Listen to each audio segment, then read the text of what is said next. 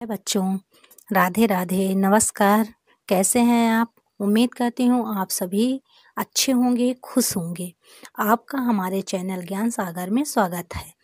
अगर वीडियो अच्छी लगे तो चैनल को लाइक करें, सब्सक्राइब करें, बेल आइकन में जाके घंटी के ऑल में प्रेस करें ताकि मेरी अगली आने वाली वीडियो आप सभी तक आराम से पहुँच जाए और कमेंट बॉक्स में कुछ अच्छा सा कमेंट भी करें। अब हम शुरू करते हैं छंद। छंद किसे कहते हैं? छंद का शाब्दिक अर्थ क्या होता है? आह्लादित करना, खुश करना या बांधना, प्रसन्न करना, उत्साहित होना, प्रफुल्लित होना, ये सभी छंद के शाब्दिक अर्थ हैं।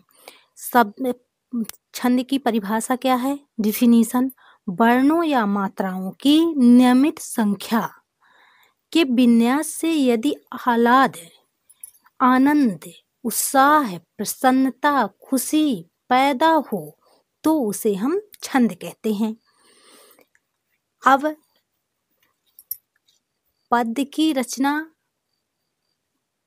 कविता पद्य की रचना को वर्णों, अक्षरों या मात्राओं, गति, प्रवाह, यति, विराम, तुक, समान, ध्वनि आदि के नियमित क्रम और संख्या में बांधना या व्यवस्थित करना ही छंद कहलाता है।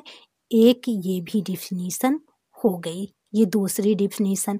अगर आपको इस वाली को याद करना तो इसको याद कर लीजिए, नहीं तो इसको याद कर लीजिए। अब हम वर्णों या मात्राओं के नियमित संख्या और विन्यास यानी व्यवस्था को आगे चल के देखेंगे कि किस तरह से हम छंद की डिफिनीशन को बिना याद किए ही समझ सकते हैं। और ये जिस प्रकार गद्य का विनयात्मक व्याकरण होता है, उसी प्रकार पद्य का विनयात्मक छंद शास्त्र होता है। अब छंद के जनक कौन कौन से हैं? तो छंद के जनक महर्षि पिंगल हैं। महर्षि पिंगल को छंद का जनक या पिता कहा जाता है। उन्होंने ही छंद पर आधारित सबसे प्राचीन और प्रामाणिक ग्रंथ छंद शास्त्र या पिंगल शास्त्र की रचना की थी। इसी कारण छंद शास्त्र को पिंगल शास्त्र भी कहा जाता है। छंद के 7 अंग होते हैं। कौन कौन से? तो हमारा आसान पहला देखेंगे चरण या पाद। अब और दूसरा है मात्रा और वर्ण। तीसरा है संख्या और क्रम। चौथा है गण। ये गण। तो छंद की एक पंक्ति को चरण कहते हैं। प्रायः छंद में 4 चरण होते हैं। मात्रा क्या होती है? वर्ण। मात्रा स्वर के उच्चारण में लगने वाला समय क्या कहते हैं उसको मात्रा कहते हैं। वर्ण आपको पता है कि अक्षर को कहते हैं। अब इसमें लघु यानी इस तरह से एक जैसे लिखा जाता है, उस तरह से इसको इंडिकेट किया जाता है, और गुरु को यस जैसे। संख्या और क्रम क्या होता है? वर्णों और मात्राओं की निश्चित संख्या को और उसके क्रम का निर्धारण करता है। गण क्या होता है? 3 वर्णों के समूह को हम गण कहते हैं। 3 वर्णों के समूह को क्या कहते हैं? गण कहते हैं। जैसे एक लघु आया और एक गुरु आया तो हम उसको क्या कहते हैं? गण कहेंगे। गण के बारे में हम और भी डिटेल से जानना चाहते हैं तो आप लोग कमेंट बॉक्स में जाके कमेंट जरूर करें। अब 5वां हो गया छंद को गति या लय, यति या विराम, तुक, ये सब क्या हो गए? छंद के अंग हो गए। छंद के अंग आपको पता है कि 7 होते हैं। चरण, मात्रा और वर्ण, संख्या और क्रम, और गण, यति, गति और तुक। तो अब हम 5वां पढ़ेंगे। 4 हम पढ़ चुके हैं। छंद को पढ़ते समय जो एक लय या प्रवाह आती है उसे हम क्या कहते हैं? गति कहते हैं या लय कहते हैं। अब 6वां है यति। छंद को पढ़ते समय जब हम रुकते हैं तो उसको क्या कहते हैं, विराम या यति कहते हैं। इसको किस से इंडिकेट करते हैं, विराम चिन्ह से या पूर्ण विराम से दर्शाया जाता है। और तुक क्या कहलाता है, चरण के अंत में आने वाले वर्णों की समानता को हम क्या कहते हैं, तुक कहते हैं। जैसे आता जाता, सून चून।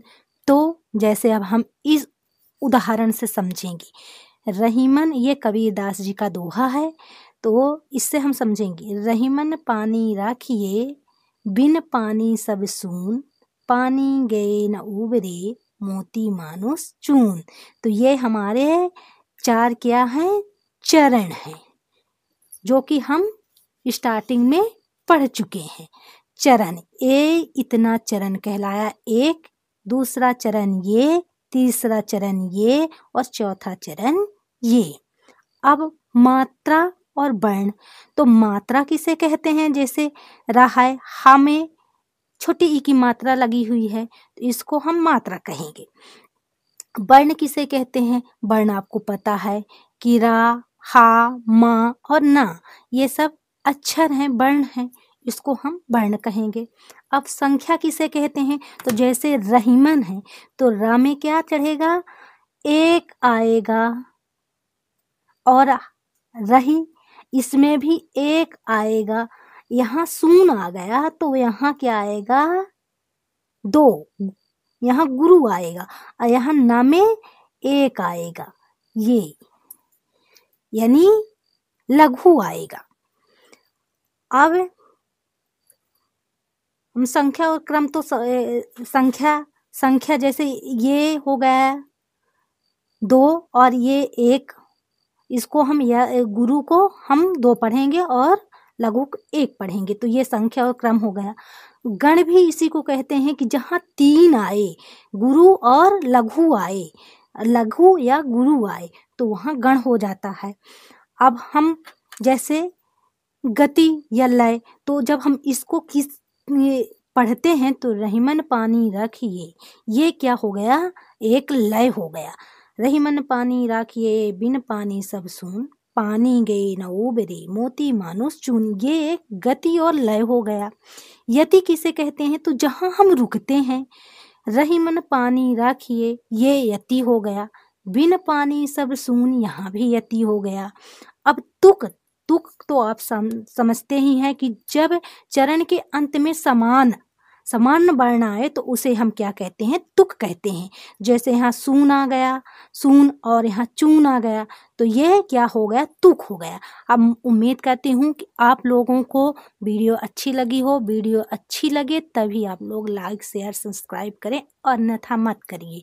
धन्यवाद।